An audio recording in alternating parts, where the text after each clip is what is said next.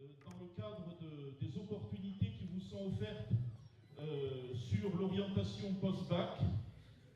Nous avons une association d'élèves et d'anciens élèves présidée par M. Janès à mes côtés qui organise tout au long de l'année, je pense que tous les élèves peuvent véritablement mesurer la chance qui est offerte, qui permet tout au long de l'année de rencontrer des universitaires, des anciens élèves qui travaillent dans des domaines multiples et variés afin d'ouvrir les portes, de faire comprendre qu'un parcours ambitieux en université, en école, est quelque chose qui est parfaitement envisageable par le plus grand nombre d'entre vous.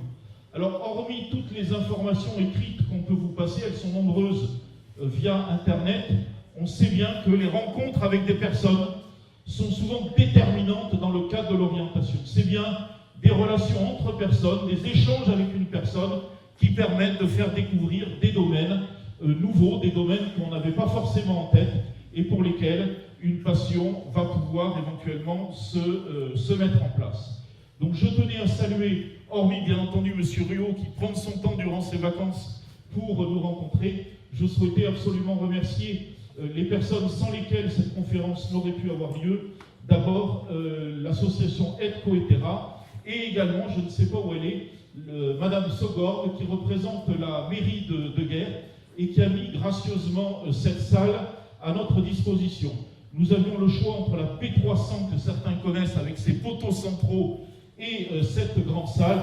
On n'a pas hésité, grâce à la générosité de la mairie, on vous a permis de suivre cette conférence dans des conditions qu'on espère les plus satisfaisantes. Un grand merci donc à la mairie de Guerre.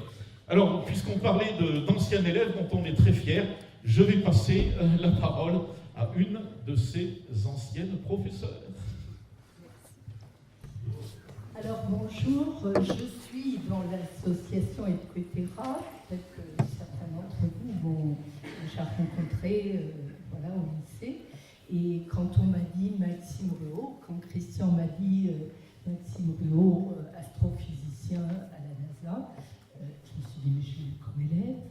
Alors je suis allée voir dans mes listes, sur mon cahier, mon carnet de bord, et puis effectivement, de 2008, il a eu le bac en 2008, Maxime, et puis en voyant sa photo, j'arrivais pas trop à reconnaître et à me rappeler quelques souvenirs, si bien qu'aujourd'hui, je suis ravie de le voir de visu et de pouvoir échanger plus naturellement avec lui. Il n'empêche que si je n'avais pas de souvenirs anormaux, c'est qu'il devait être un élève discret. Effectivement, il était un élève discret. Bon élève, 15, 16 en physique, un peu moins en maths, il avait le goût de la physique. Et était-il discret au point que son esprit soit au-dessus des nuages et des tempêtes, comme l'a écrit son père, comme Maxime pour accompagner sa thèse, je ne sais pas, mais quel est son parcours après, en quittant le lycée, il va vous le dire. Il semble, m'a-t-il avoué là tout de suite, que c'est moi qui lui ai dit « je ne te vois pas en IT, je te verrai mieux en fac ». Et c'est vrai que pour des élèves qui sont sérieux et qui sont passionnés, la fac, ça conduit à des parcours incroyables et merveilleux, la preuve. Alors tu me bluffes, bien évidemment, Maxime. C'est bluffant. D'abord, quand on lit le contenu de ta thèse, c'est ardu. C'est vrai, c'est de la chimie. C'est de la chimie entre les étoiles. Il va vous raconter ça. Dans la poussière d'étoiles. Bien. Et il est bluffant aussi parce que reconnaissez que venir expliquer des choses ardues devant un public jeune, qui est prêt à lui poser des tas de questions, voilà, qui pourrait être déconcentré, je trouve que c'est fort, c'est très fort. Alors chapeau bas, Maxime, moi je suis admirative. Et puis, quel était ton objectif en soutenant cette thèse et quels sont tes projets? C'est peut-être ce que tu vas nous expliquer. En tout cas, bravo, je suis très fière.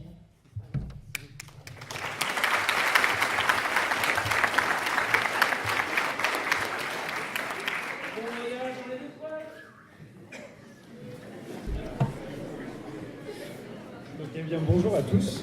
C'est un grand plaisir pour moi d'être là, de revenir, de voir mes anciens professeurs. Ça fait 10 ans maintenant que je suis parti.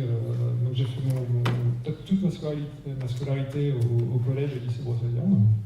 Et donc ça fait 10 ans que j'ai eu mon bac scientifique. Et donc l'idée aujourd'hui, c'est de partager un peu avec vous mon parcours. Et puis vous dire ce que j'ai fait et puis dire ce que je fais maintenant. Donc pour ça, je vais vous introduire un peu le domaine de l'astrophysique. Et donc pour l'instant, j'ai une question, c'est qui a déjà fait un petit peu d'astrophysique ou s'intéresse à l'astrophysique? Qui, par exemple, serait capable de me dire ce qu'il y a sur cette image? Oui. La Voie lactée. Très bien. Et il y a des grosses antennes qui sont présentes sur cette image aussi. Est-ce que tu sais d'où est-ce que la photo a été prise? Donc ça a été pris en fait, donc pas par moi. Ça a été... Oui, vas-y. Ce sont peut-être des radiotélescopes. Très bien. C'est des radiotélescopes qui sont au Chili, à 5000 mètres d'altitude, qui sont les dernières générations de télescopes qui nous permettent d'observer le ciel et donc d'en apprendre un petit peu plus sur ce qui nous entoure, et donc notamment observer la Voie lactée, mais aussi d'autres galaxies, que je vais vous montrer juste après. Donc ça c'est juste un petit truc pour vous montrer mon parcours. Donc j'ai eu mon bac S en 2008. Donc je ne savais pas trop quoi faire après le bac S. Et donc c'est ce que je disais à mon ancien prof de physique tout à l'heure, c'est que les jours des résultats du bac, j'étais parti pour faire un UT réseau et télécom à Saint-Malo. Donc j'étais inscrit et tout ça. Et puis le jour des résultats du bac, elle m'a dit mais je ne te vois pas vraiment en UT. Elle m'a proposé, suggéré, de partir en licence de physique à Rennes. Donc je ne savais pas ce que c'était, je me suis renseigné. Et puis, en fin de compte, je me suis rendu compte que ça me correspondait un petit peu mieux. Je ne savais pas vraiment quoi faire, donc ça me permettait de rester dans une voie générale quand même. Et donc je suis parti faire ça. Donc j'ai fait une licence de physique donc en 3 ans, que j'ai eu en 2011. Et puis ensuite, donc là j'ai fait un petit peu d'astrophysique, j'ai fait une option astrophysique qui m'a ensuite suggéré de partir faire de l'astrophysique réellement. Donc j'ai fait un master astrophysique à l'Observatoire de Paris. Donc donc il y a plusieurs masters d'astrophysique en France. L'Observatoire de Paris propose 3 masters d'astrophysique. Donc master 2, c'est ce qu'il y a. Bon, ça marche pas. Donc les Master 2 spécialités. Donc il y a 2 parcours recherche. Il y a un parcours qui est plus, c'est difficile de lire là, mais il y a plus un parcours qui est plus dynamique des systèmes gravitationnels, donc qui va englober tous les systèmes qui sont gravitationnellement liés. Et un parcours un peu plus astrophysique qui là englobe tous les domaines de l'astrophysique, donc qui vont de la cosmologie, donc l'étude des plus grosses structures, enfin de la hiérarchie de l'univers, comment l'univers s'est créé, comment il évolue, jusqu'à la physique par exemple solaire, qui va plus s'intéresser à comment le Soleil évolue, quelles sont la physique du Soleil, etc. Donc vraiment des échelles très différentes. Donc voilà, donc j'ai eu ce master en 2013, et puis ensuite je suis parti faire un doctorat. Donc c'était un master recherche, donc c'était vraiment orienté pour la recherche. Donc ensuite je suis parti faire un doctorat au laboratoire d'astrophysique de Bordeaux sur la chimie du milieu interstellaire. Et donc là je vais vous en parler un petit peu plus. Et donc tout ça, ça m'emmène à bac plus 8, donc 8 ans après l'obtention du bac. Donc maintenant je suis docteur en astrophysique, donc chercheur astrophysicien.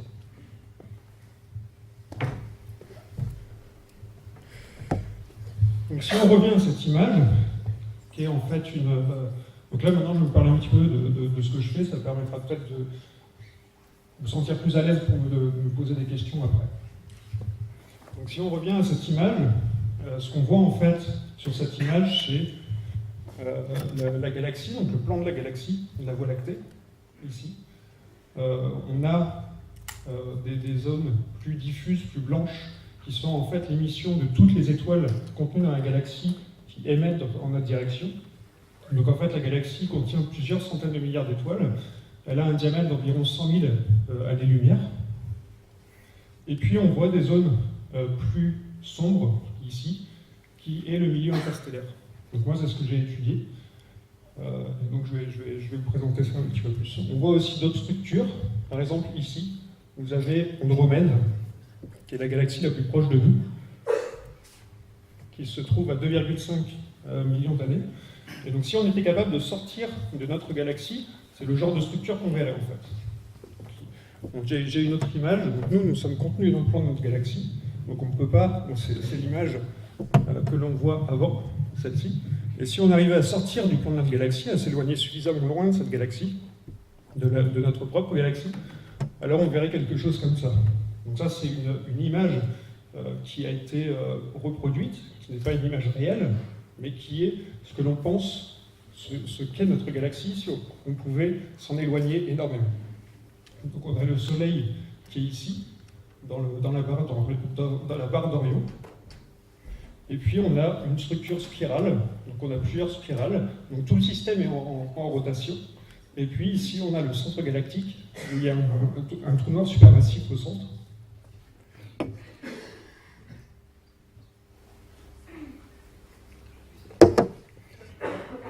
Et donc voilà, dans cette galaxie, donc on a plusieurs centaines de milliards d'étoiles, et puis le milieu interstellaire. Donc le milieu interstellaire, par définition, c'est la matière qui remplit l'espace entre les étoiles, dans tout système galactique. Donc comme je vous le disais tout à l'heure, on l'observe ici par les zones plus sombres, qui est en fait l'observation des poussières, qui est contenue dans ce milieu, qui écrante, qui absorbe la lumière émise par les étoiles d'arrière-plan. Et donc ces régions paraissent plus sombres. Il apparaît qu'en fait ces poussières interstellaires émettent énormément dans l'infrarouge. Donc ça, c'est l'un des gros résultats du satellite Planck qui a été lancé en 2009. C'est ce qui nous a permis de cartographier à l'échelle galactique la poussière interstellaire. Donc voilà l'image que l'on a eue du satellite Planck. Donc là, c'est la même image, mais dans l'infrarouge, où on observe l'émission des poussières interstellaires. Et donc ce qui est important de voir ici, c'est qu'il y a de la matière interstellaire absolument partout dans la galaxie, et que c'est une composante très importante du système galactique. Donc le milieu interstellaire se compose donc de gaz et de poussière. Le gaz représente environ 99% de la masse. Donc il y a principalement de l'hydrogène, de l'hélium, du carbone, de l'oxygène, et puis 1% de poussière. Donc la taille typique, c'est 0,1 micromètre. Donc il faut voir que 0,1 micromètre, c'est à peu près la taille des particules contenues dans la fumée de cigarette. Donc c'est tout petit. Et bien qu'elles ne représentent que 1% de la masse du milieu interstellaire, elles sont très importantes pour la chimie, notamment parce qu'elles protègent les molécules, comme vous l'avez vu précédemment sur l'image galactique. Ici, en absorbant le rayonnement émis par les étoiles, elles vont protéger les molécules, parce que ce rayonnement est très, très dangereux pour les molécules. C'est un rayonnement ionisant, donc il va casser les molécules. Et donc le fait que ces poussières absorbent la lumière de ces étoiles protège les molécules et permet à une chimie complexe de se mettre en place. Et aussi, on sait qu'il y a de la chimie active à la surface de ces gants, donc ce qu'on appelle de la chimie catalytique de surface. On sait notamment que la molécule la plus abondante de l'univers, qui est H2, se forme à la surface de ces gants. Donc vous allez me dire pourquoi c'est important d'étudier le milieu interstellaire. Eh bien, c'est parce que le milieu interstellaire représente un peu le point charnière entre les grosses structures de l'univers, donc les structures galactiques et les étoiles, parce que c'est grâce à cette matière qu'on va former les étoiles, et donc les planètes qui orbitent autour de ces étoiles. Donc ça, c'est ce qu'on appelle le cycle de la matière interstellaire. Donc on a des nuages diffus qui pourraient être représentés par ceux-là, qui représentent les très grosses structures de notre galaxie. Donc, quand on dit diffus, ici, c'est vraiment très très diffus. Ça serait quasiment un vide absolu sur Terre. On n'arrive pas à reproduire les conditions sur Terre, même dans les expériences les plus poussées, le vide qui se retrouve dans ces nuages. Donc, il faut savoir que la densité moyenne dans le milieu diffus, c'est 1 particule par centimètre cube. L'air que vous respirez là en ce moment, c'est 50 milliards de particules. Donc, c'est énorme. Et donc, sous l'effet de la dynamique galactique, ces nuages vont pouvoir se densifier localement, former ce qu'on appelle des nuages denses. Et puis ensuite, sous l'effet d'une perturbation extérieure, ces nuages vont pouvoir s'effondrer sur eux-mêmes, gravitationnellement, et former une étoile, avec un disque en rotation autour, où l'on va former les planètes, l'étoile et les planètes telles qu'on les observe dans le système solaire. Et donc à la fin de leur vie, ces étoiles vont devenir instables, perdre de la matière, et cette matière va retourner dans le milieu interstellaire et servir à la génération pour former de nouvelles étoiles au bout de plusieurs milliards d'années. Et donc comprendre comment ce cycle se fait, c'est un peu comprendre comment nous-mêmes nous sommes formés et comment les systèmes planétaires se sont formés. Donc moi j'ai travaillé durant ma thèse sur justement le passage entre ces milieux diffus et milieux denses. Et donc voilà. Donc je vais vous présenter un peu maintenant des images un peu plus réalistes de ce qu'est ce milieu interstellaire. Donc par exemple, si on reprend cette image et que l'on zoome dans cette région, ici, dans la nébuleuse d'Orion, eh bien voilà ce qu'on observe. Donc ça c'est du nuage, c'est du gaz interstellaire. Donc c'est dans la nébuleuse d'Orion et on voit qu'il y a toutes ces structures-là sont du gaz interstellaire. Ici on a la nébuleuse d'Orion, qui est une région de formation d'étoiles. On a énormément d'étoiles qui sont en train d'être formées, plusieurs milliers d'étoiles qui se forment, qu'on observe en direct. Et puis ici on a la nébuleuse de la tête de cheval, qui est une région assez intéressante pour l'étude du milieu interstellaire, parce qu'elle est éclairée par une étoile qui est juste au-dessus. Et donc en fait ça permet de simplifier l'observation, puisque c'est assez lumineux. Et donc ça, c'est des observations qui ont été réalisées justement dans la tête de cheval, donc sur le petit carré ici, avec un télescope qui a en Espagne, à Grenade. Donc c'est un radiotélescope de 30 mètres de diamètre. Et donc ce que vous observez ici, c'est l'émission des molécules contenues, présentes dans cette région. Donc on a H2, on a du monoxyde de carbone, HCO, CS, et puis on a des molécules plus complexes, le formaldéhyde et puis le méthanol.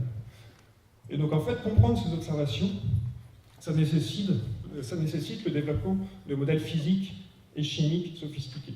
Et pourquoi est-ce qu'on veut comprendre ces observations? C'est parce que c'est grâce à ces observations qu'on arrive à sonder la physique du milieu. Donc comprendre, connaître la densité du milieu, la température. Et donc c'est très très important si on veut bien comprendre ce cycle de la matière interstellaire. Donc en fait, nos observables, pour étudier ces milieux, sont les molécules, et pour comprendre comment ces molécules se forment, alors on a besoin de modèles. Donc moi c'est ce que je fais. Je développe des modèles qui permettent de reproduire ces observations et de comprendre ces observations et remonter aux paramètres physiques qui régissent ces milieux. Enfin, c'est ce que j'ai fait pour ma thèse, mais je continue un peu. Donc maintenant, je suis en postdoc à la NASA depuis 2 ans. Donc ça, c'était ma thèse, comprendre comment est-ce que l'on passe de ces milieux-là à ces milieux-là. Et maintenant, je me focalise plus sur ces milieux-là.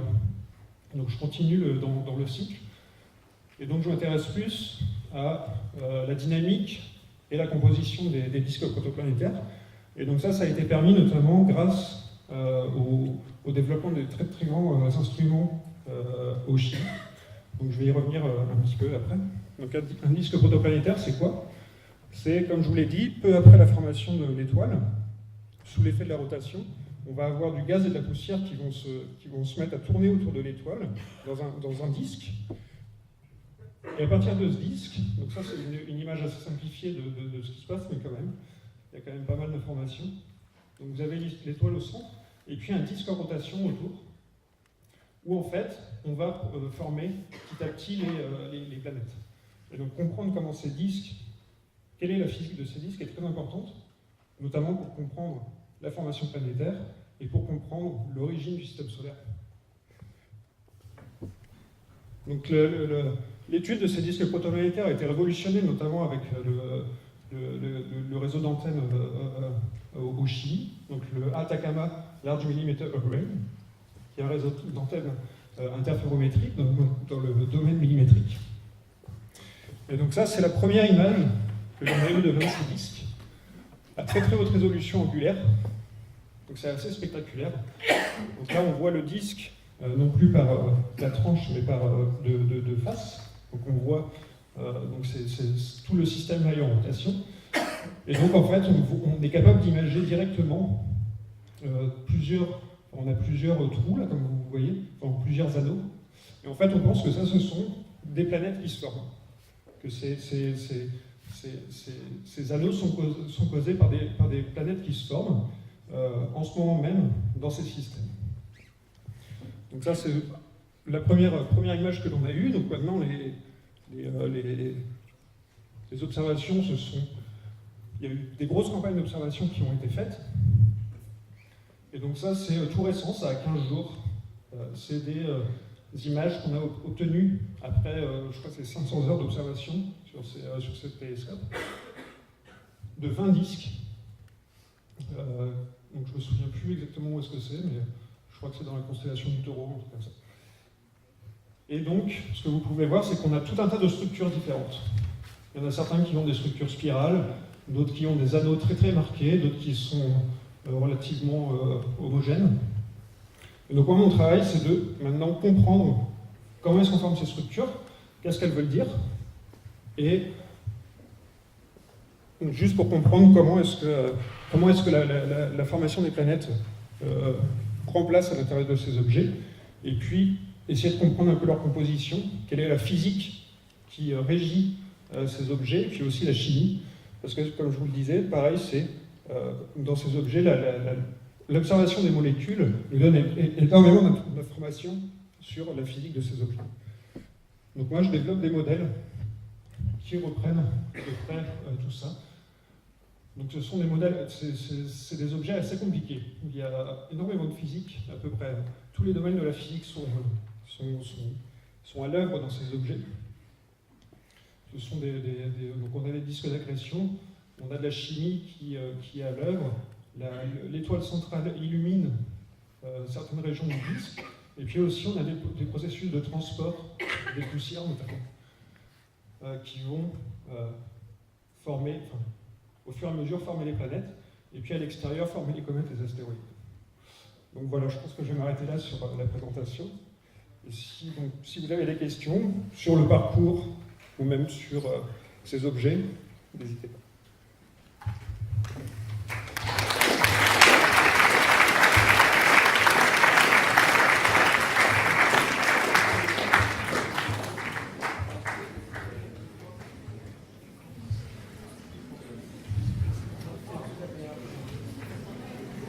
Oui. Il y a un micro comme ça, tout le monde pourra entendre.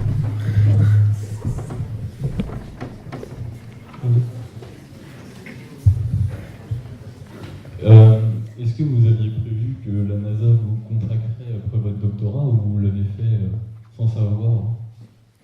Alors en fait, comment ça s'est passé pour la NASA, c'est que j'ai fait une conférence. À Bordeaux. Et donc il y avait quelqu'un qui travaillait sur mon domaine, qui m'a proposé de venir travailler avec elle. Et donc on a monté un dossier en fait. Donc comment ça se passe, c'est que une fois qu'on a notre doctorat, on devient jeune chercheur. Et donc on a accès à on est toujours, c'est plus une formation, mais on travaille avec des gens. Donc ça s'appelle un post-doctorat. En général, on fait ça 4-5 ans après la thèse, avant d'obtenir un poste de chercheur définitif. Et donc cette personne-là m'a proposé de venir travailler avec elle. Donc on a monté un dossier, et puis après il y a une phase de sélection où il décide de financer ou pas tel ou tel projet. Et donc ça a été accepté, donc maintenant je suis parti là-bas, mais c'était plus une question d'opportunité. Voilà. C'est une opportunité qui s'est présentée, et donc je l'ai prise. Voilà. D'autres questions ?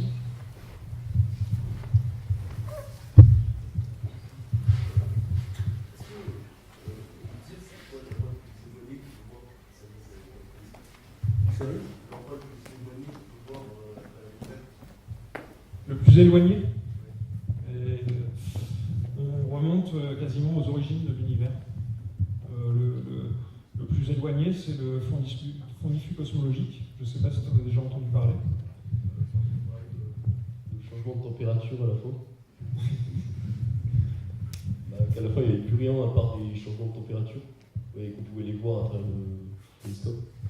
Alors, je vais pas rentrer dans le détail. Enfin, je peux rentrer un petit peu dans le détail si tu veux, mais j'ai une autre présentation qui doit être quelque part.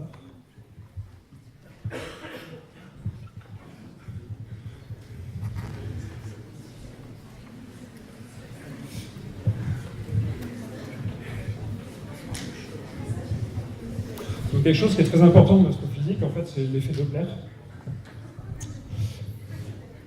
Donc l'effet Doppler, c'est assez simple. Vous connaissez un petit peu ce qu'est l'effet Doppler? Vous avez vu ça en physique? Donc quelque chose qui est très important en, effet Doppler, en astrophysique, c'est l'effet Doppler. Et donc on dit souvent que l'un des moyens d'observer loin dans l'univers, observer loin dans l'univers, c'est remonter dans le temps, mais pas que. On peut aussi laisser la lumière venir à nous et sous l'effet de l'effet Doppler, suivre cette lumière qui a été émise il y a très très longtemps. Donc par exemple, c'est ce qui se passe avec le fond diffus cosmologique. Donc là, c'est plus de la cosmologie. En fait, on observe l'univers à peu près 380 000 ans après sa formation. Donc ici, donc ça c'est l'univers, donc nous on est là.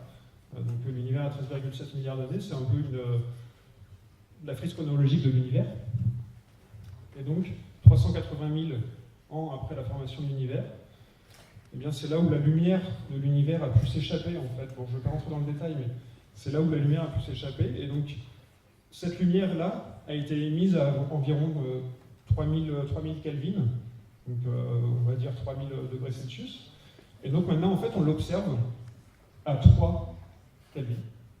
Donc c'est juste sous l'effet on a laissé l'effet Doppler se faire. Et donc maintenant, l'univers s'est refroidi. Et donc ça, c'est un rayonnement qui baigne l'univers. Et on l'observe actuellement. Et donc là, pour l'instant, c'est le plus loin qu'on puisse remonter dans l'univers.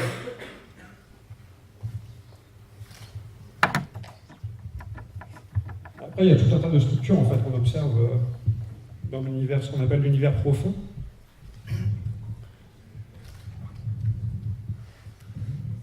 Donc ça, par exemple, donc ça a été fait avec le télescope spatial Hubble. Et donc en fait, ce qu'on observe là, c'est une cartographie profonde, c'est profond de l'univers. Donc là, ce qu'on observe en fait, c'est plus des étoiles, mais des galaxies. On sait que l'univers est constitué de plusieurs centaines de milliards de galaxies aussi, où il y a plusieurs centaines de milliards d'étoiles dans chaque galaxie, et donc potentiellement autant de planètes. Donc, mais là, on remonte, là, par contre, on remonte dans le temps. Là, on voit, on n'est pas sûr que ces structures existent encore. C'est juste que la lumière met du temps à se propager, voyage à vitesse constante, et donc du coup, le fait qu'elle voyage à vitesse constante, le moment où elle a été émise et qu'elle arrive jusqu'à nous, ça prend du temps.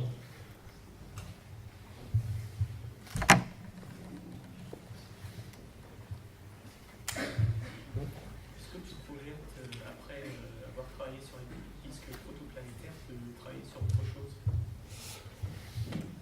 Alors, pourquoi pas? Mais les disques protoplanétaires, c'est vraiment quelque chose de très intéressant en ce moment. Donc la question, c'était est-ce que je projette de faire travailler sur autre chose après les disques protoplanétaires. Donc là, en ce moment, c'est vraiment un sujet qui est très intéressant parce qu'on a énormément ça a mis très très longtemps. On savait qu'ils étaient là, mais on n'avait pas beaucoup de contraintes sur ces objets.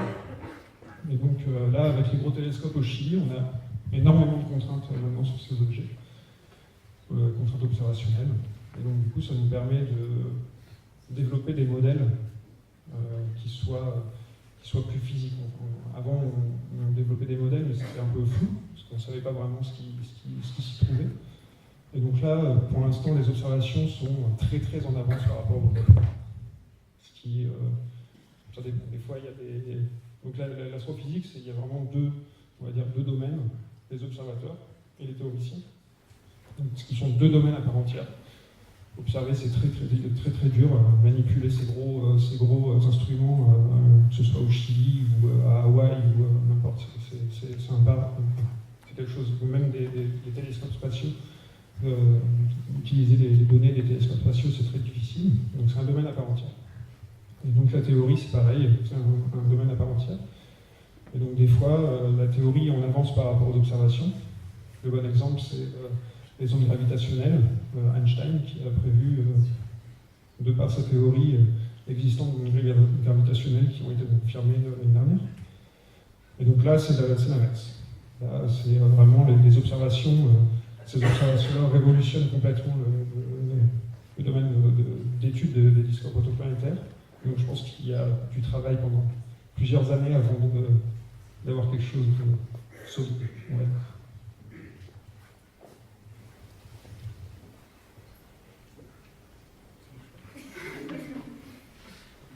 Et du coup, la découverte dans la ceinture de Kuiper, est-ce qu'elle a permis une avancée dans tes travaux? La découverte, Ultima, et je sais plus, c'est quoi la suite du nom? Non, je ne suis pas au courant de cette découverte. Non. C'est vrai que c'est très récent, c'est passé il y a peu de temps, mais on n'a pas entendu parler. Non, j'étais en vacances. Non, mais ce qui est important de dire, oui, c'est que toutes ces... donc, les disques protoplanétaires, là on observe les disques protoplanétaires autour de d'autres étoiles. Et c'est vrai que toutes les mesures qu'on fait, nous, dans notre propre système, le système solaire, nous donnent énormément de contraintes. Par exemple, la dernière mission Rosetta, je ne sais pas si vous en avez entendu parler, la grosse mission européenne qui est partie se poser sur une comète, enfin, qui est partie orbiter une comète, faire des mesures autour d'une comète, 67P, je ne sais plus vraiment, et notamment son rover, enfin son lander Philae qui s'est posé sur la comète, c'était la première fois qu'on faisait ça.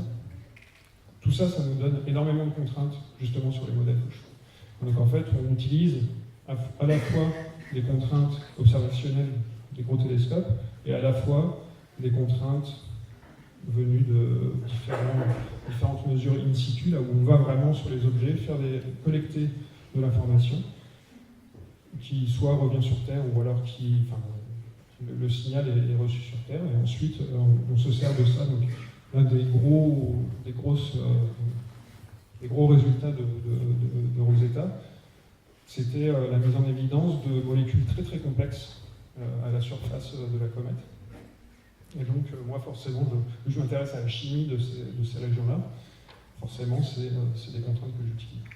Donc on tape sur deux tableaux, je veux dire, les observations dans d'autres systèmes et puis aussi les observations dans notre propre système, parce qu'il y a peu de raisons de penser que la physique soit différente dans le système solaire que dans d'autres systèmes.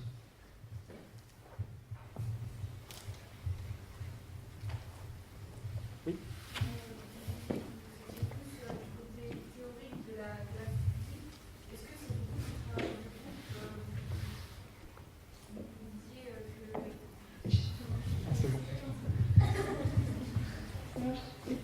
Est-ce que vous travaillez beaucoup en groupe? Parce que vous disiez que justement la théorie était beaucoup en retard un peu sur les observations, ou c'est plus un travail personnel et après c'est le premier qui trouve la demande?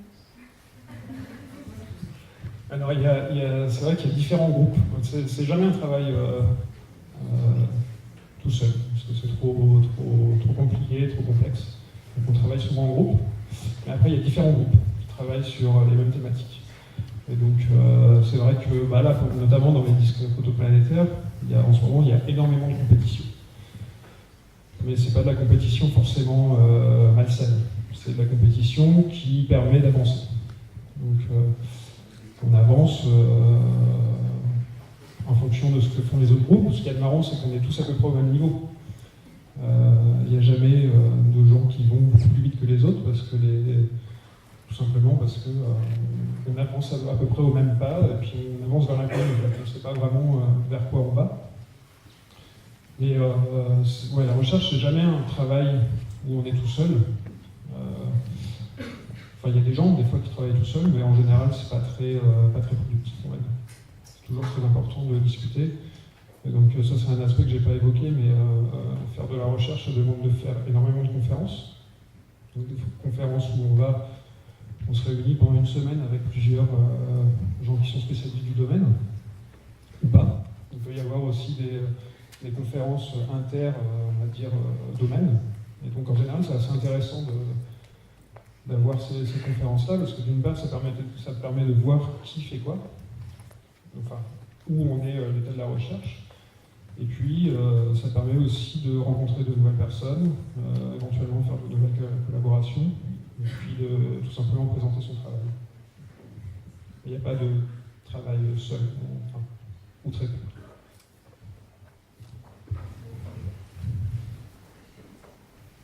D'autres questions ? Oui.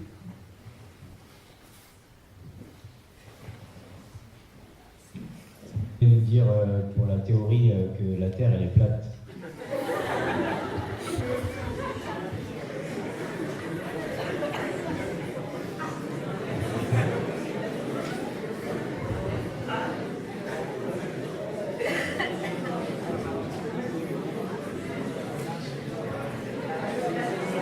Donc je pense pas que je vais parler de Terre plate. Comment? Je pense pas que je vais parler de Terre plate. Je pense qu'il y a des gens qui font ça très bien sur YouTube. Et je vais laisser ces gens-là discuter de ça. Non. D'accord. Bah, merci quand même.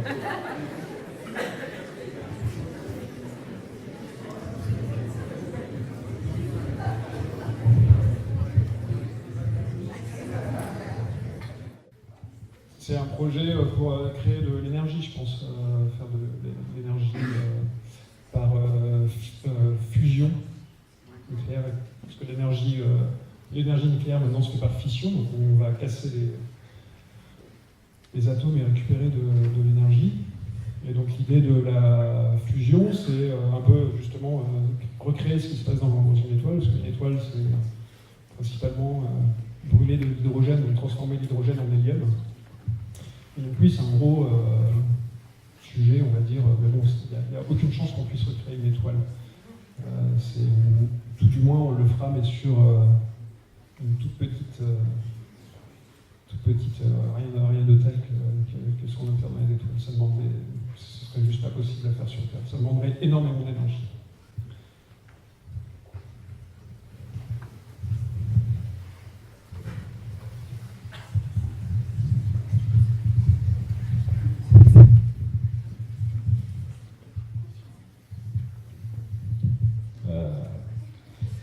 Tout à l'heure, vous disiez que vous aviez été approché par la NASA et que vous aviez saisi une opportunité. Si vous étiez désormais approché par Elon Musk et sa société SpaceX, est-ce que vous changeriez de camp quelque part? Alors il y a peu de chance parce que moi ce que je fais c'est vraiment... j'ai du mal à m'imaginer que je puisse intéresser quelqu'un. Ce que je fais, mis à part créer de la connaissance, pas grand chose d'autre. Et puis c'est beaucoup plus de l'ingénierie, on va dire. Moi je suis vraiment théoricien. Je ne fais pas de l'ingénierie, je ne construis pas de fusée, je ne développe pas d'instruments. Ouais, c'est vrai que c'est quelque chose que je n'ai pas du tout précisé, mais il y a un gros pan de l'astrophysique qui est dédié à l'ingénierie. Donc, notamment, il y a un master master d'astrophysique, un des masters de l'Observatoire de Paris. Donc, comme je vous ai dit, il y en a 3.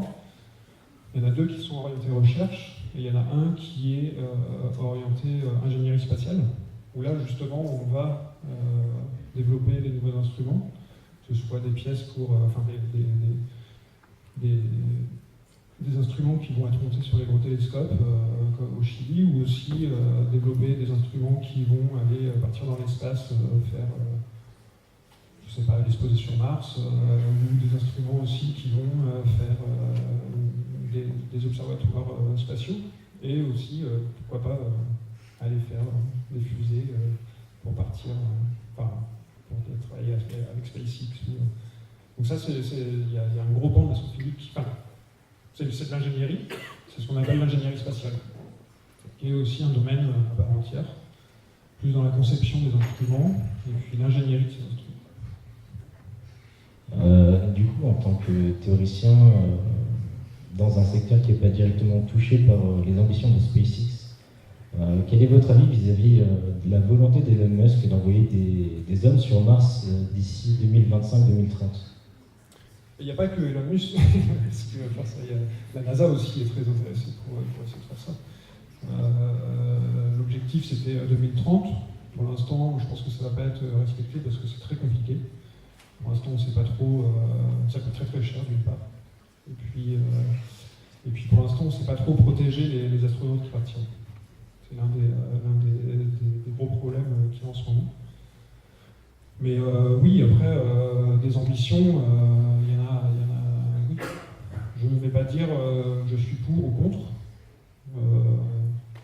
Pourquoi pas, mais on verra. Et c'est vrai que SpaceX est plutôt bien positionné pour pouvoir faire quelque chose très prochainement.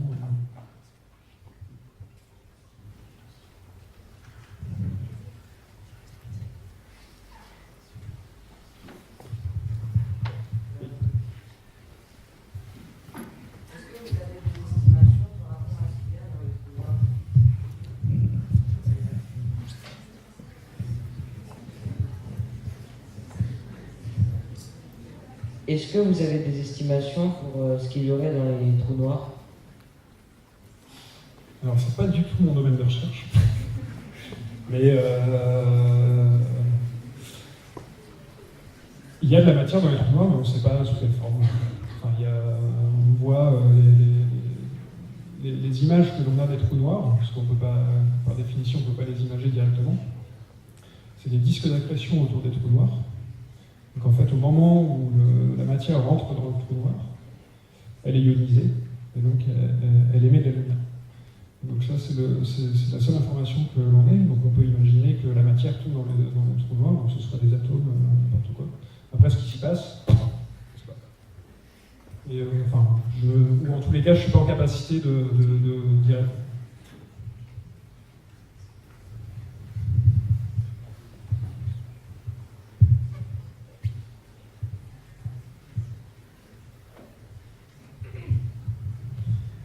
Il y avait une question.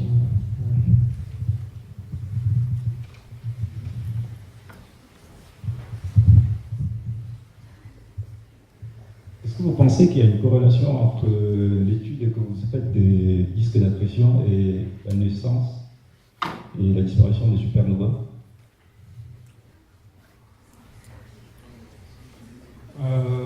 Disparition des supernovas, c'est un trou noir aussi? C'est ce que vous... Les supernovas, par exemple, les supernovas Corpola, c'est une étoile qui s'effondre au centre de sa masse. En fait, il y a plusieurs scénarios d'évolution. Je vais avoir quelque chose aussi à montrer là-dessus.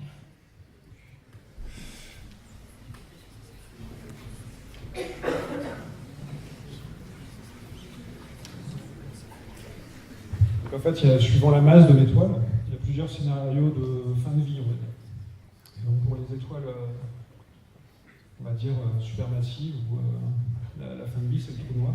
Et donc c'est à partir de ce moment-là où il y a l'explosion de supernova qui là rejette toute la matière dans l'espace. Et puis on a différents types de supernovas. Mais donc dans certains cas, ça peut former un trou noir. Et en fait, la physique du trou noir est assez proche de la physique, enfin, le disque d'accrétion autour du trou noir, donc parce qu'il y a un disque aussi qui va se former autour du trou noir. C'est assez commun en fait avec les disques protoplanétaires. La physique est à peu près la même. Le seul problème, c'est que pour l'instant, la théorie est assez limitée. On est capable de reproduire plus ou moins avec quelques lois, mais vraiment quelle est la physique qu'il y a derrière ce disque d'accrétion, c'est quelque chose qui est encore assez inconnu en fait. Je vais revenir sur la mesure et la collecte des données pour votre travail de modélisation. C'est quoi? C'est une recherche qui est planétaire, globale, c'est-à-dire toutes les agences mettent en commun leurs données ou c'est spécifique à la NASA? Alors moi en fait non, pas du tout. C'est des données qui sont publiques. Donc les instruments sont construits par des différentes agences. Donc par exemple la NASA a ses instruments. Les télescopes au Chili, c'est principalement des fonds européens. Donc c'est l'ESA qui gère ça, l'Agence spatiale européenne.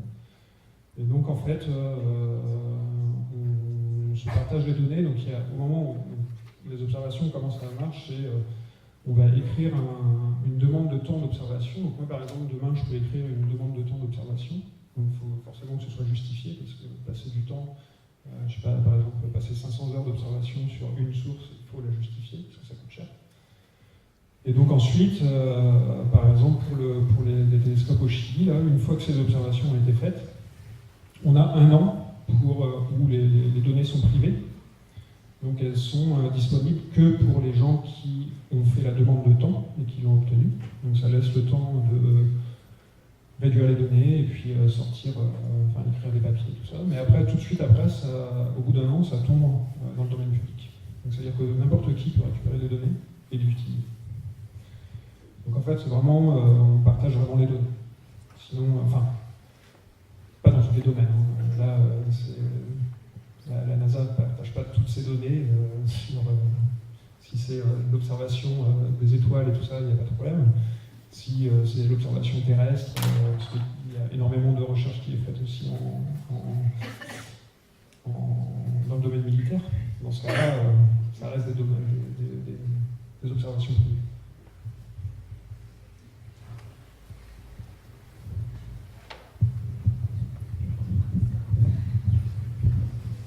Déjà bonjour, et je vais vous demander si vous avez des informations sur la zone 51. Non, aucune information.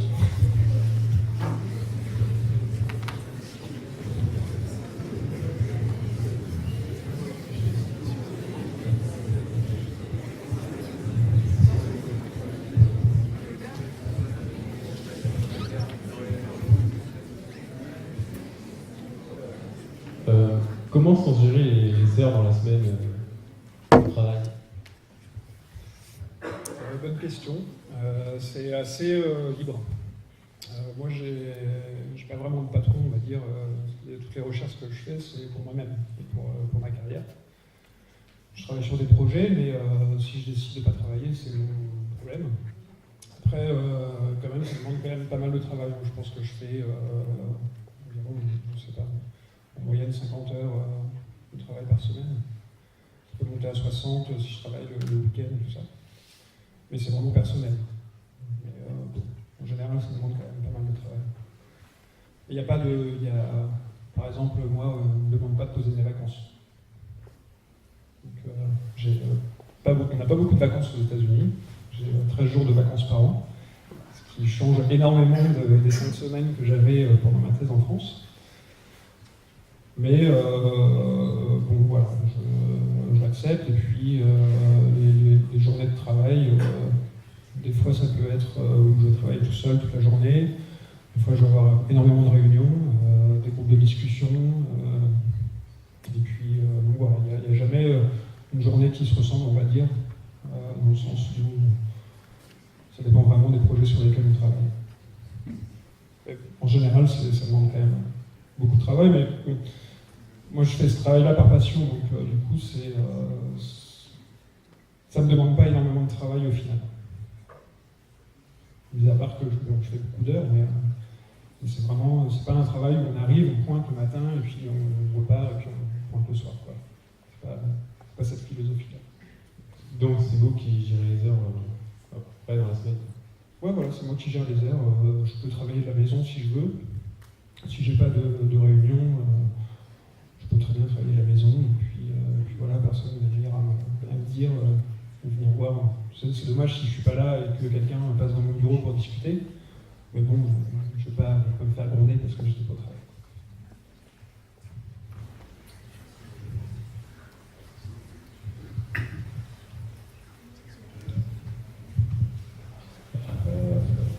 Du coup, vu que vous avez un emploi du temps plutôt libre, est-ce que vous pourriez nous parler de votre journée type? Ma journée type? Eh ben... j'arrive au travail le matin, je prends un café. Non, je sais pas, c'est dur de dire. Après, je passe quand même pas mal de temps au bureau. Je travaille principalement sur ordinateur. Développer des modèles, c'est plus vraiment la feuille et le crayon, parce qu'on se sert d'outils informatiques justement pour écrire toutes ces équations physiques et toutes les maths qui vont dans ces modèles. Et puis ensuite, on utilise la modélisation pour résoudre ces équations. Donc je passe beaucoup de temps devant mon ordinateur. Une grosse partie du travail aussi, c'est d'écrire des demandes de financement, quelles qu'elles soient, soit pour se payer soi-même, soit pour partir en conférence, ou qui demandent quand même un petit peu de temps. Après, j'ai, on va dire, 2 journées par semaine qui sont occupées par des réunions. En fin de semaine, c'est plus, on va réunion de groupe, où on va discuter d'éventuels problèmes qu'on rencontre dans notre recherche, et on va essayer de voir, discuter avec les gens s'ils peuvent nous aider, d'avoir différents points de vue sur ce qu'on fait. La recherche, c'est quelque chose qui est très exploratoire. C'est pas écrit, quoi. C'est pas écrit d'avance, on va pas ouvrir un bouquin et puis trouver la solution. Donc ça demande de discuter, ça demande de partager, donc ces réunions-là sont faites pour ça. Et puis là, par exemple, récemment, tous les mardis, mardi après-midi, avec des gens de la NASA, on a décidé il y a un domaine de recherche justement lié à la formation de ces étoiles, et les premiers instants de formation des disques, qui n'est pas du tout connu. Il n'y a aucun modèle qui n'existe, aucun modèle qui soit, on va dire, fiable. Et donc en fait, on a décidé c'est des gens de différents domaines. Donc il y a des gens qui sont spécialisés dans l'aérodynamique, donc comment la dynamique de ces objets. Il y en a d'autres qui sont plus spécialisés dans la planétologie, donc comment les atmosphères planétaires, tout ça, comment se forment les planètes et puis comment elles interagisent. Et donc on a décidé de se rencontrer tous les mardis pour essayer de proposer une nouvelle théorie. Et donc on fait ça depuis 3 mois. Donc par exemple, mais c'est quelque chose qui est vraiment... on va discuter avec les gens, et puis si on sent qu'on partage, et puis si on sent qu'on peut faire quelque chose ensemble, alors on le fera. Mais de manière générale, je travaille plus ou moins tout seul. La journée type, c'est aller au travail, rester devant l'ordinateur, et puis travailler sur mes projets, différents projets. Mais ça évolue tout le temps.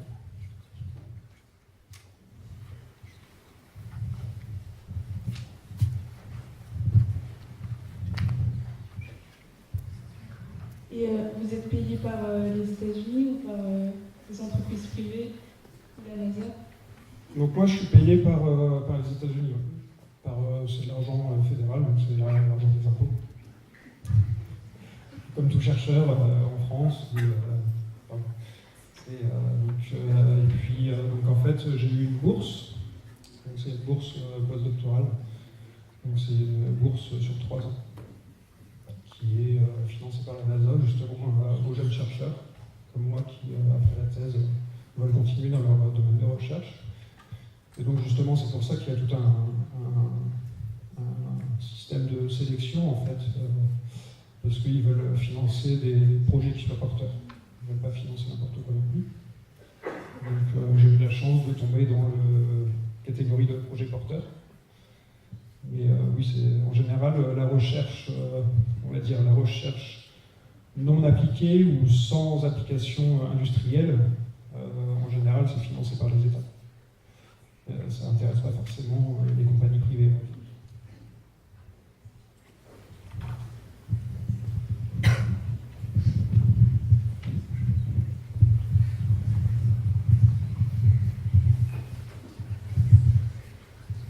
Je voulais savoir, est-ce que c'était difficile pour vous de vous adapter par rapport à la langue, ou est-ce que vous avez des facilités en anglais? Alors ça, c'est une très très bonne question.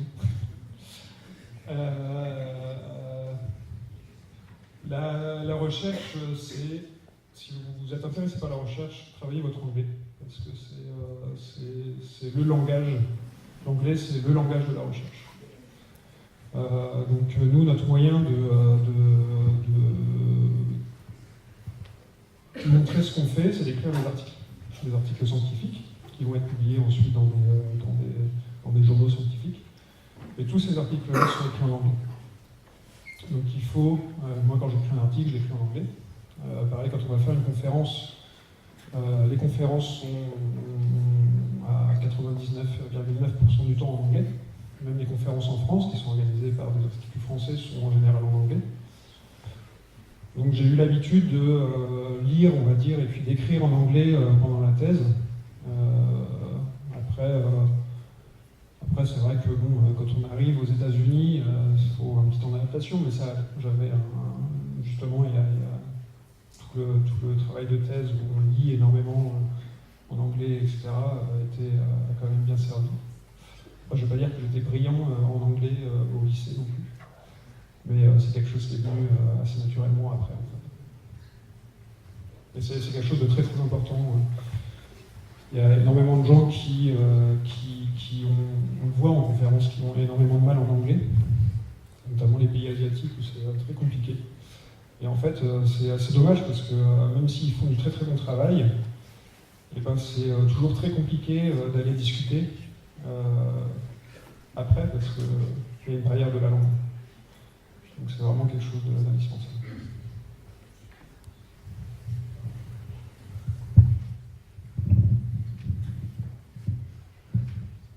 Vous avez le droit de nous donner une fourchette approximative de votre salaire, annuel ou mensuel? Ouais, je peux, mais bon, ça va pas forcément t'aider parce que les prix sont complètement différents aux États-Unis, mais on va dire que j'ai un bon salaire aux États-Unis.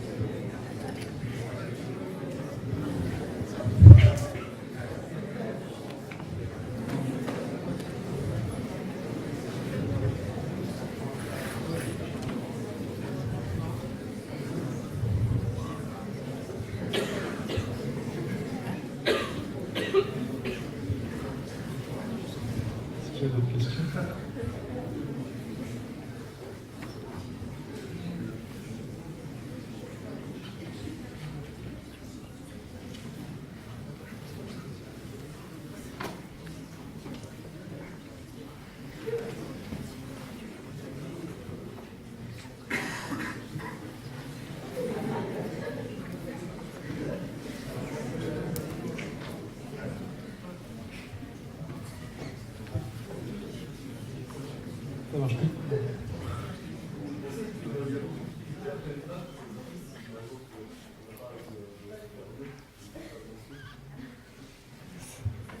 Non, enfin, forcément, il faut travailler un peu. Après le bac, moi, j'avais pas non plus, j'ai eu, je sais plus, j'ai même pas eu une mention bien, je crois, au bac. J'ai eu 13 quelque chose. Et donc en fait après je suis parti à la fac. La fac ça s'est bien passé, on va dire. Mais bon, j'étais pas non plus un excellent élève. travailler en troisième année de fac, parce que j'ai compris que c'était indispensable si je voulais aller plus loin. Et puis en plus, là, à ce moment-là, j'avais déjà plus ou moins trouvé ma voie, donc je savais, après le bac, je ne savais pas du tout quoi faire, donc c'est forcément très difficile j'ai trouvé ça très difficile de travailler énormément quand on ne sait pas trop quoi faire. Et donc voilà, après, oui, c'est sûr que ça aide. Ça aide quand on a un bon dossier. Ça veut dire que déjà on a acquis des connaissances. On ne peut pas dire que les notes font tout, mais c'est assez représentatif de ce qu'on comprend. Là où c'est plus dur, ce que j'ai trouvé très très dur, c'était le Master 2. Notamment le Master 2 à l'Observatoire de Paris est très très dur. Donc ça regroupe toutes les meilleures universités parisiennes et puis toutes les grandes écoles, donc ENS, Polytechnique. Il y a des élèves très très brillants qui arrivent, et donc là c'était très très dur. Déjà l'entrée au master est très dure, c'est sur dossier et puis entretien. Donc on arrive devant le tableau et puis voilà, on pose des questions, n'importe laquelle, qui peut durer de 10 à 1 heure, on va dire, 10 minutes à 1 heure. Et puis il y a le dossier, où là forcément ils vont regarder les notes. Donc si on ne veut pas se faire... Moi ma philosophie c'est ça, si tu ne veux pas te fermer de porte, parce que l'important c'est surtout pas de fermer de porte. Il faut toujours s'assurer d'avoir le dossier qui te permette de justement pas se fermer de porte. Parce que c'est dommage de se fermer des portes. Donc, ça aurait été dur par exemple arriver en Master 2, en fin de Master 1, donc 4 ans après le bac, puis on me dit d'avoir fait 1 an d'astrophysique, et puis là, on me dit bah non, désolé, ton dossier n'est pas assez bon. Donc là, il faut trouver autre chose. Donc justement, le fait de ne pas se fermer de porte, je pense que c'est même si on ne sait pas ce qu'on veut faire. Je pense que c'est s'assurer un minimum, pouvoir continuer à faire, et puis de toute façon, ça vient en fait. Plus on avance dans les études, plus on trouve sa voie, forcément. Je pense que c'est assez dur de savoir ce qu'on veut faire à 18 ans. Donc c'est quelque chose qui se construit, quoi. C'est vrai que le Master 2, c'était très très compliqué. J'ai réussi, mais il fallait beaucoup travailler, quoi.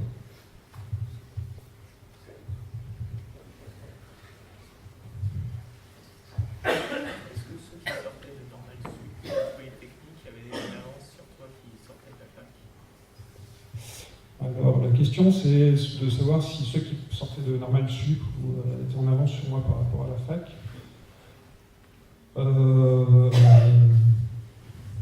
C'est difficile à dire. Avec le recul, je dirais non, parce qu'au final, je suis arrivé mieux classé que certains d'entre eux. Donc je pense pas que, si on regarde juste une histoire de classement, je pense pas que... Mais ça, c'est parce que j'ai beaucoup travaillé. Après, je pense que les écoles prépa ou des choses comme ça donne des automatismes.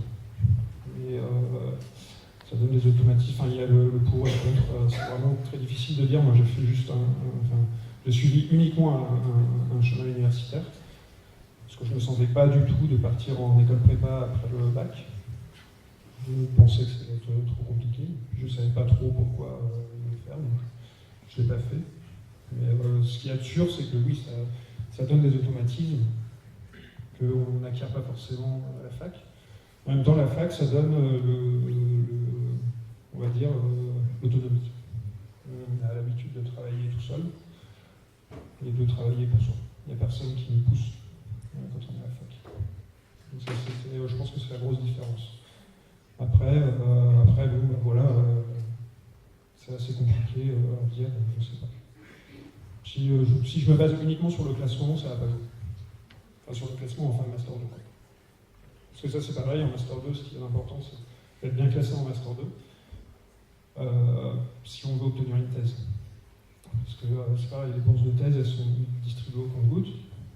Et donc ça, c'est des choses que je n'ai pas précisées. Si vous êtes intéressé pour faire une thèse, après un master, ce qu'il faut faire, c'est, donc il y a des écoles doctorales, ce qu'on appelle des écoles doctorales, qui ont certaines bourses de thèse. Donc, par exemple, sur l'école doctorale de Paris, c'est une quinzaine de thèses financées par la région ou par différents organismes. Et par exemple, nous, dans ma promo, on était 50. Donc il y a 15 thèses qui sont financées sur... et en plus, ça ne regroupe pas tous les gens qui veulent faire des thèses en astrophysique. Donc on va dire 15 thèses sur une 70 élèves, quoi, qui vont pouvoir avoir un financement par l'école doctorale. Après, il y a les financements qui viennent aussi des laboratoires, et là c'est beaucoup moins. Donc c'est ce qu'on appelle une thèse financée, où on va aller directement voir la personne qui propose la thèse, va avoir le financement pour financer. La plupart du temps, ils ne l'ont pas. Donc c'est pour ça qu'on va à l'école doctorale, où on écrit un dossier de recherche, et puis on va défendre le fait que cette thèse est faite pour nous, et qu'ils vont décider d'attribuer ou pas le financement pour la thèse. Parce qu'en recherche, on ne peut pas faire de thèse qui ne soit pas financée. Ça peut arriver en sciences sociales, je pense, ou quoique maintenant c'est de plus en plus compliqué, mais il faut absolument avoir un financement, donc on est payé pour la thèse, sinon on ne peut pas faire de thèse.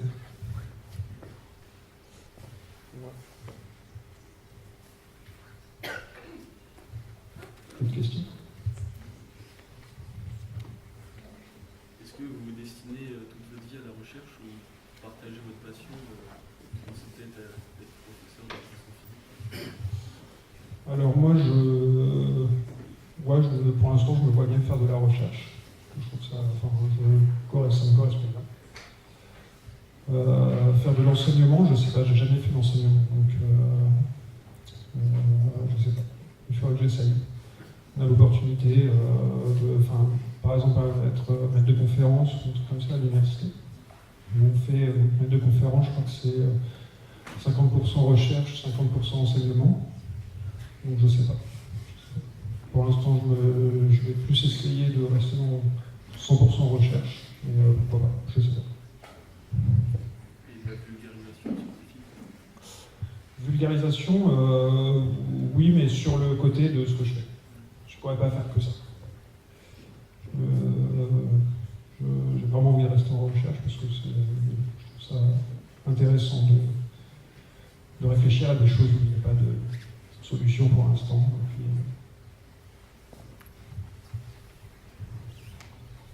Est-ce que ça vous arrive de bloquer sur une thèse potentielle? Eh ben, en fait, on est bloqué tout le temps. On est bloqué tout le temps. C'est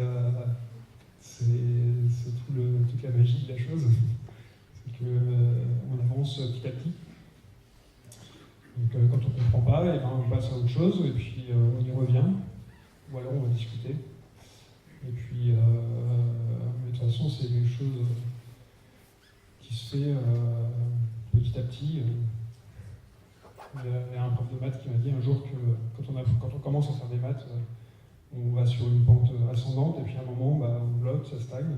Ça peut stagner pendant plusieurs années, et puis à un moment, on comprend et on repasse sur la marche supérieure. La recherche, c'est vraiment ça. On peut rester bloqué pendant un moment sur un projet, parce qu'on ne sait pas comment résoudre. On ne sait pas comment résoudre la chose. Et puis à un moment, on a le déclic, et puis on se dit, ah oui, c'est comme ça que ça doit marcher, et puis on essaye, et puis on se rend compte que ça marche plutôt bien.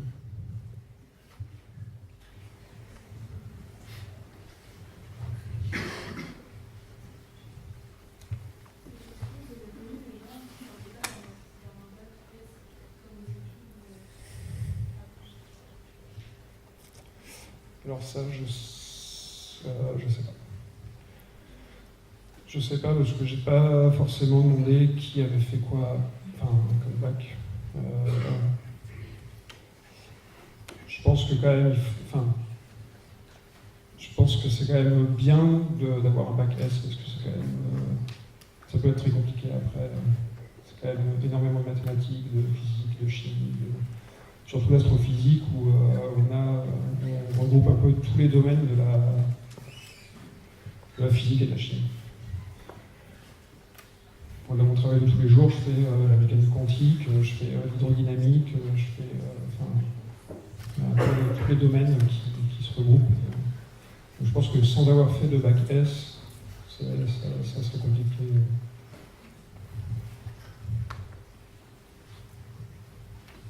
Et après, c'est pas tous les domaines de la recherche. L'astrophysique, c'est juste une petite partie. Il y a tous les domaines, je sais pas, en sciences sociales, où on peut faire de la recherche aussi. Je veux dire que par contre c'est un petit peu moins en vogue. C'est un peu dommage, mais c'est plus dur d'avoir une thèse en sciences sociales ou d'avoir un poste même après.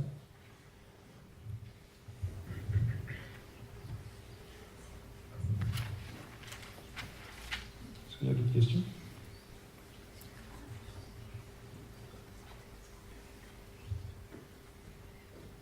Oui. La plus grande recherche, je sais pas.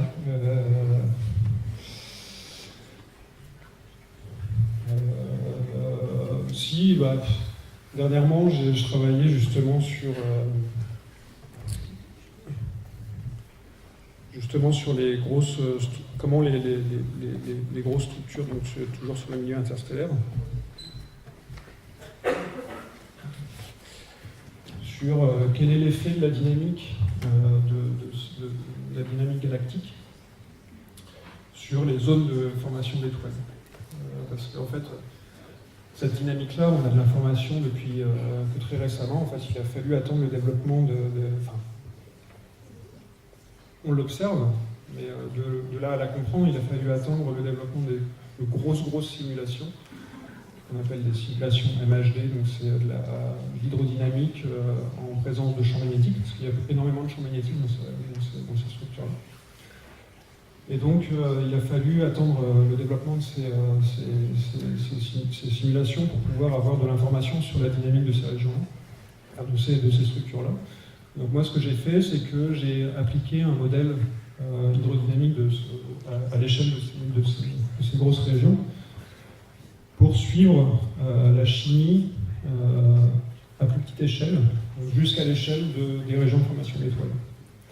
Donc c'est, on va dire, donc si vous prenez la dynamique de toutes ces régions-là, après vous prenez un petit carré là-dedans, et puis tu suis. Et donc en fait, j'ai montré qu'il y avait un très gros impact de cette dynamique sur les plus petites échelles. Et notamment, on a proposé un certain nombre de contraintes observationnelles, de choses qu'on observait pour certaines molécules qui ne sont pas forcément comprises.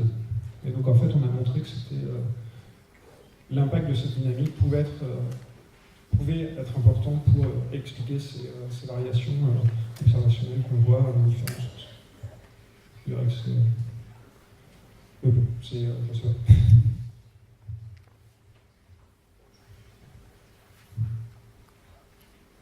D'autres questions? Je sais pas quelle heure il est.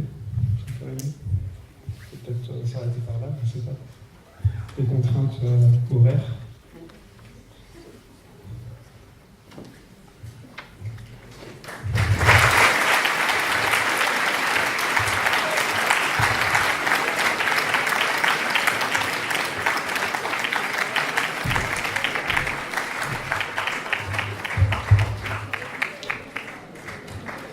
Je crois qu'il reste à remercier très chaleureusement M. Ruot pour l'heure que nous avons passée ensemble.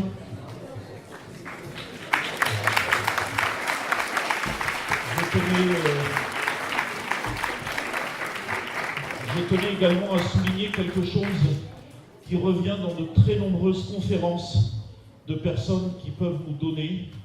C'est le fait que, et ça a été dit encore aujourd'hui, c'est le fait que souvent quand on prépare le bac, on n'a aucune idée, ou on fera plus tard un métier peut-être très éloigné de ce que l'on a en tête à ce moment.